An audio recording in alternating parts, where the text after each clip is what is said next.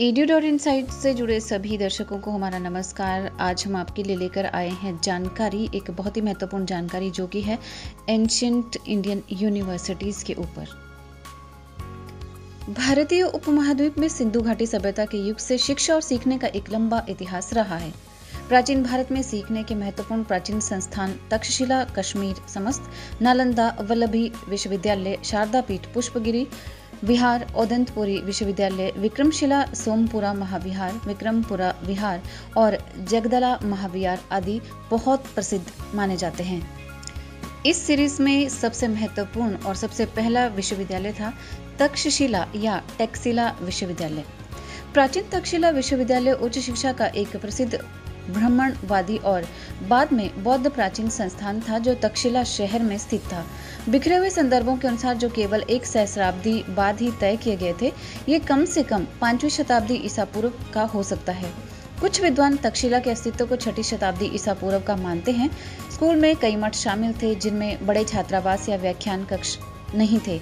जहां धार्मिक शिक्षा सबसे अधिक संभावना मानी जाती है, अभी भी व्यक्तिगत आधार पर प्रदान की जाती थी। तक्षशिला का वर्णन बाद की जातक कथाओं में कुछ विस्तार से किया गया है जो 5वीं शताब्दी ईस्वी के आसपास श्रीलंका में लिखी गई थी। ये कम से कम कई शताब्दियों ईसा पूर्व में शिक्षा का एक प्रसिद्ध केंद्र बन गया था और 5वीं शताब्दी ईस्वी में शहर के विनाश तक छात्रों को अपनी ओर आकर्षित करता रहा। तक्षशिला विश्वविद्यालय के महत्वपूर्ण शिक्षकों की अगर हम बात करते हैं, तक्षशिला विश्वविद्यालय में पढ़ाने वाले महत्वपूर्ण शिक्षकों में शामिल थे पाणिनि, जो कि 5वीं शताब्दी ईसा पूर्व के महान भारतीय व्याकरणविद माने जाते हैं। कहा जाता है कि मौर्य साम्राज्य के संस्थापक चंद्रगुप्त मौर्य के प्रभावशाली प्रधानमंत्री चाणक्य भी तक्षशिला विश्वविद्यालय में शिक्षा देते थे। कुमार लात 3री शताब्दी के चीनी बौद्ध भिक्षु और यात्री युआन च्वांग के अनुसार कुमार लात सौत्रांतिक स्कूल के संस्थापक थे। कहा जाता है कि तिब्बती बौद्ध धर्म के संस्थापक वसुबंधु यहीं पर शिक्षा देते थे। उनके प्रसिद्ध शिष्यों में धर्मकीर्ति और दिगनाग शामिल हैं। और तक्षशिला विश्वविद्यालय से पढ़ने वाले महत्वपूर्ण छात्रों की अगर हम बात करें तो जो भी इंफॉर्मेशन अभी तक इतिहासकारों ने दी है उसके अनुसार प्राचीन तक्षशिला विश्वविद्यालय के महत्वपूर्ण विद्यार्थियों में शामिल हैं कौशल के राजा पसनेदी, बुद्ध के जो कि घनिष्ठ मित्र रहे थे। इनका एक नाम पसेनदी भी है। जीवक राजगृह के दरबारी चिकित्सक और बुद्ध के निजी चिकित्सक जो माने जाते हैं, उनके बारे में भी ऐसी जानकारी मिलती है कि वो भी तक्षशिला विश्वविद्यालय के छात्र रहे हैं। चरक, जी हाँ, भारतीय चिकित्सा के जनक और आयुर्वेद के अग्रणी अधिकारियों में से एक के बारे में भी कहा जाता है कि उन्होंने तक्षशिला में अध्ययन किया था और वहीं अभ्यास भी किया था। इस बात के प्रमाण कई इतिहास की किताबों में मिलते हैं। बौद्ध साहित्य में चंद्रगुप्त मौर्य के बारे में कहा गया है कि मौर्य साम्राज्य के भावी संस्थापक चंद्रगुप्त मौर्य का जन्म पटना, बिहार के पास मगध में हुआ था, लेकिन चाणक्य उन्हें प्रशिक्षण और शिक्षा के लिए तक्षशिला ले गए थे और उन्हें उस समय के सभी विज्ञान और कलाओं की शिक्षा दी, जिसमें सैन्य विज्ञान भी शामिल था। वहां उन्होंने 8 साल तक अध्ययन किया। ग्रीक और हिंदू ग्रंथों में यह भी कहा गया है कि कौटिल्य यानी कि चाणक्य यानी कि विष्णुगुप्त भी जिनका नाम था, उत्तर पश्चिमी भारतीय उपमहाद्वीप के मूल निवासी थे और चंद्रगुप्त 8 साल तक उनके छात्र रहे थे। ये विवरण प्लूटार्क के इस कथन से मेल खाते हैं कि सिकंदर महान ने पंजाब में अभियान के दौरान युवा चंद्रगुप्त से मुलाकात की थी। और आइए आगे बात करते हैं नालंदा विश्वविद्यालय की। नालंदा एक प्राचीन महाविहार था जो एक प्रतिष्ठित विश्वविद्यालय था जो भारत के प्राचीन मगध यानी कि आधुनिक बिहार में शिक्षा के एक प्रसिद्ध केंद्र के रूप में कार्य करता रहा। नालंदा विश्वविद्यालय ने प्राचीन काल के दौरान महत्वपूर्ण ख्याति, प्रतिष्ठा और प्रासंगिकता प्राप्त की थी और 4ठी शताब्दी के आसपास भारत के एक महान शक्ति के रूप में उभरने में इसने काफी योगदान भी दिया। ये स्थल पटना से लगभग 95 किलोमीटर दक्षिण पूर्व में स्थित है और 5वीं शताब्दी सीई से दुनिया में शिक्षा के सबसे महान केंद्रों में से एक रहा है। लगभग 1200 ईस्वी तक इस विश्वविद्यालय ने भारत में शिक्षा के क्षेत्र में एक अग्रणी भूमिका निभाई। आज ये एक यूनेस्को विश्व धरोहर स्थल माना जाता है। एक अन्य विश्वविद्यालय था मिथिला विश्वविद्यालय। मिथिला विश्वविद्यालय न्याय सूत्र और तार्किक विज्ञान के लिए प्राचीन काल में बहुत ज्यादा प्रसिद्ध था। ये धीरे धीरे मिथिला के इक्ष्वाकु राजा शीरध्वज जनक द्वारा उनके दरबार में आयोजित दार्शनिक सम्मेलनों से शुरू हुआ था। जनक विदेह के एक प्राचीन हिंदू राजा थे जो मिथिला क्षेत्र में लगभग 8वीं या 7वीं शताब्दी ईसा पूर्व में स्थित था। विदेह साम्राज्य के शासकों को जनक कहा जाता था। ये महाकाव्य रामायण में देवी सीता के पिता के रूप में भी दिखाई देते हैं, जिनका विवाह भगवान श्री राम के साथ हुआ था। उनका मूल नाम शीरध्वज था और उनके एक भाई थे जिनका नाम कुशध्वज था। उनके पिता का नाम हर्ष रोमन था जो राजा निमि के वंशज थे। इन दार्शनिक सम्मेलनों से सीखने की एक सीट का निर्माण हुआ और सीखने की ये सीट बाद में मिथिला विश्वविद्यालय में परिवर्तित हो गई, जो आने वाले समय में शिक्षा का एक महत्वपूर्ण केंद्र बनी। और आगे बात करते हैं वल्लभी विश्वविद्यालय की। वल्लभी विश्वविद्यालय बौद्ध शिक्षा का एक महत्वपूर्ण केंद्र था और 600 ईस्वी से 1200 ईस्वी के बीच हीनयान बौद्ध धर्म के प्रचार प्रसार का केंद्र बना रहा। वल्लभी 480 से लेकर 775 ईस्वी की अवधि के दौरान मैत्रक साम्राज्य की राजधानी रही। ये सौराष्ट्र में स्थित अंतर्राष्ट्रीय व्यापार के लिए भी एक महत्वपूर्ण बंदरगाह था।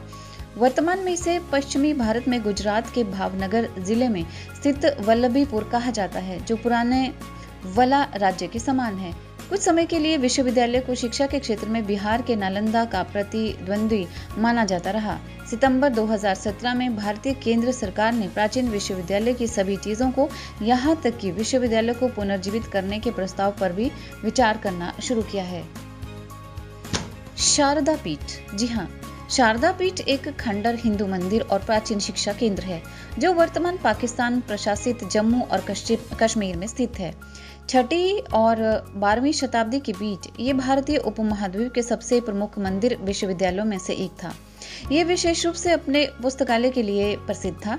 कहानियां बताती है कि विद्वान इसके ग्रंथों तक पहुंचने के लिए लंबी दूरी की यात्रा करते थे। इसने उत्तर भारत में शारदा लिपि के विकास और लोकप्रियता में महत्वपूर्ण भूमिका निभाई है। शारदा पीठ में पुस्तकालय की अगर हम बात करें तो शारदा पीठ को भारतीय उपमहाद्वीप के विद्वानों द्वारा इसके पुस्तकालय के लिए भी महत्व दिया जाता था और कहानियों में उन लंबी यात्राओं का विवरण भी मिलता है जो वे उससे परामर्श लेने के लिए किया करते थे। 11वीं शताब्दी में वैष्णव संत स्वामी रामानुज ने ब्रह्म सूत्रों पर अपनी टिप्पणी श्री भाष्य लिखने का काम शुरू करने से पहले ब्रह्म सूत्रों का संदर्भ लेने के लिए श्री रंगम से शारदा पीठ की यात्रा की थी।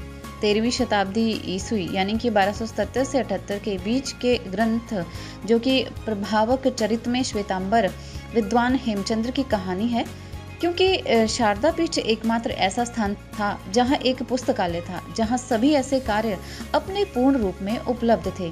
हेमचंद्र ने राजा जयसिंह सिद्धराज से अनुरोध किया कि वे वहां संरक्षित मौजूदा 8 संस्कृत व्याकरण ग्रंथों की प्रतियां प्राप्त करने के लिए एक टीम भेजे। इनसे संस्कृत व्याकरण के उनके अपने ग्रंथ सिद्ध हेम शब्दानुशासन का समर्थन हुआ।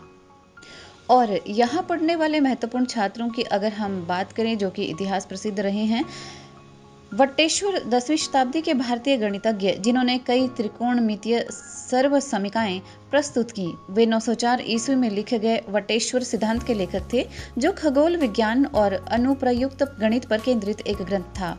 कुमारजीव, जी हाँ, 344 से 413 ईस्वी के बीच जिनका समय माना जाता है, उनका जन्म कश्मीरी पिता कुमारायण और कुचा की चीनी माँ से हुआ था। बौद्ध धर्म की शिक्षा प्राप्त करने के लिए उन्हें छोटी उम्र में कश्मीर भेजा गया था, जहां उन्होंने सर्वास्तिवाद स्कूल के एक कश्मीरी विद्वान के अधीन अध्ययन किया। थोनमी संभोता को 7वीं शताब्दी ईस्वी में तिब्बती भाषा के लिए वर्णमाला प्राप्त करने के लिए कश्मीर में एक मिशन पर भेजा गया था। वहां उन्होंने विद्वान पंडितों से विभिन्न लिपियों और व्याकरण ग्रंथों को सीखा और फिर शारदा वर्णमाला पर आधारित तिब्बती के लिए एक लिपि तैयार की। वहां उन्होंने विद्वान पंडितों से विभिन्न लिपियों और व्याकरण ग्रंथों को सीखा और फिर शारदा वर्णमाला पर आधारित तिब्बती के लिए एक लिपि तैयार की। रिंचेन जंगपो एक प्रमुख लोटसावा या संस्कृत बौद्ध ग्रंथों के तिब्बती में अनुवाद का भी यहाँ अध्ययन किया जाता है। कश्मीरी इतिहासकार कल्हण पंडित का भी नाम इस विश्वविद्यालय से जुड़ा है। हिंदू दार्शनिक आदि शंकराचार्य ने भी यहाँ की यात्रा की थी, ऐसे माना जाता है। पुष्पगिरी विहार। पुष्पगिरी भारत के ओडिशा के जाजपुर जिले में लागुड़ी हिल के ऊपर स्थित एक प्राचीन बौद्ध महाविहार या मठ परिसर था। पुष्पगिरी का उल्लेख चीनी यात्री ह्वेनसांग ने लगभग 602 से जो 664 के बीच में, जिनका समय माना जाता है, के लेखन और कुछ अन्य प्राचीन स्रोतों में किया गया था।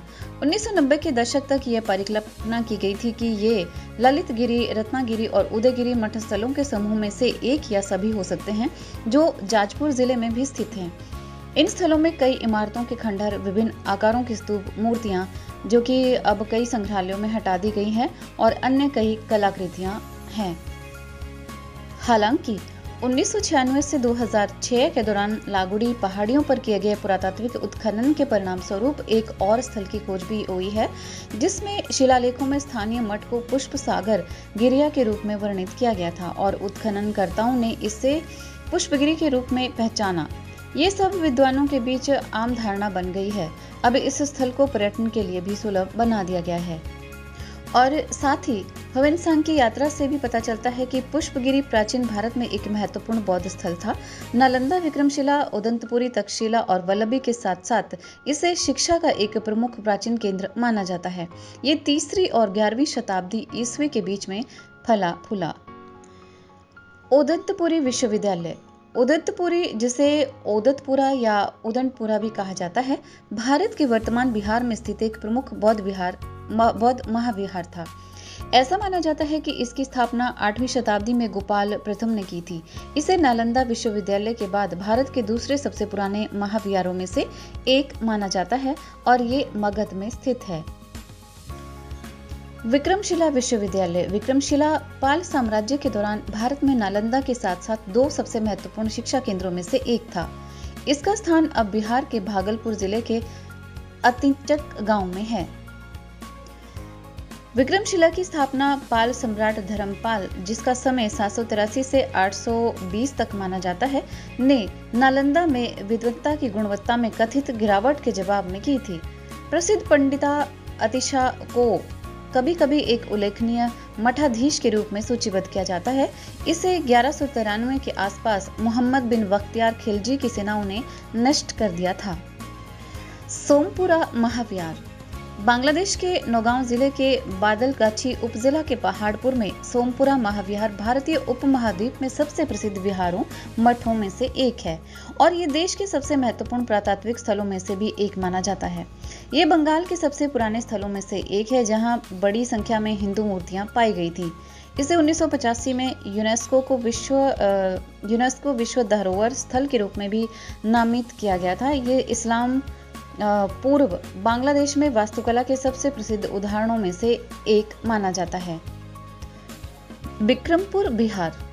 बिक्रमपुर विहार बांग्लादेश के मुंशीगंज जिले के विक्रमपुर रघुरामपुरा गांव में स्थित एक प्राचीन बौद्ध विहार है, जो कि प्राचीन काल में शिक्षा का एक महत्वपूर्ण केंद्र था।